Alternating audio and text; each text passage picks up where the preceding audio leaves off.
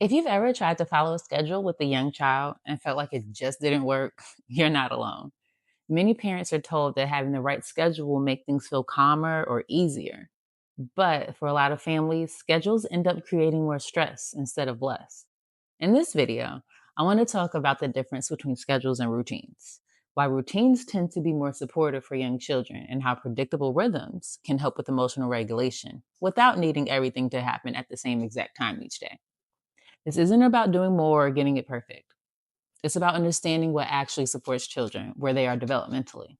And just so you know who you're listening to, my name is Arbra. I'm a licensed mental health counselor and a registered play therapist, and most of my work focuses on supporting young children and their caregivers. A lot of what I share here comes from that work and from sitting with families in real life. When parents talk about schedules, they're usually referring to specific times for things like eating, sleeping, playing, and transitioning through the day. Schedules tend to be time based and fairly fixed. They often come from adult productivity culture and work best when days are predictable and consistent. The challenge is that young children's needs don't always follow a clock. Schedules focus on the time, they don't always account for the child. Routines are different. Routines are predictable patterns, not exact times. They're about the order of things, not the hour on the clock. Routines help children know what comes next, even when the timing shifts. For example, a bedtime routine focuses on the same steps each night, not the exact bedtime. A morning routine is about the flow of the morning, not starting at a specific minute. Routines create predictability without rigidity. Predictability helps children's nervous systems feel safer. When children know what to expect, they don't have to guess what's coming next. That reduces stress and supports regulation. Routines also lower the cognitive load for young children. They don't have to constantly adapt to new expectations. Just like play, routines support regulation because they create safety. Schedules can feel hard because children's needs change day to day. Sleep varies, hunger varies, emotions vary. Development doesn't move in neat, predictable blocks. Family life is also flexible and often unpredictable. So, when a schedule doesn't work, it's easy for parents to feel like they're failing.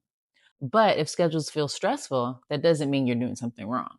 One misunderstanding is that routines mean doing the same thing at the same time every day. Another is that flexibility means inconsistency. In reality, consistency doesn't mean sameness, it means familiarity. Missing a routine or adjusting it doesn't undo everything. Children don't need perfection, they need patterns that feel familiar and safe. In real life, routines are often anchored to events, not clocks. The steps stay the same, even if the timing changes. Routines can evolve as children grow and as family needs shift. They work best when they support connection, not control. Routines are meant to support the relationship, not manage behavior. Before we finish, I want to name something important. If schedules have felt stressful for you, that's not a sign that you're doing something wrong. Often, it simply means the structure you're trying to follow doesn't match where your child is developmentally right now.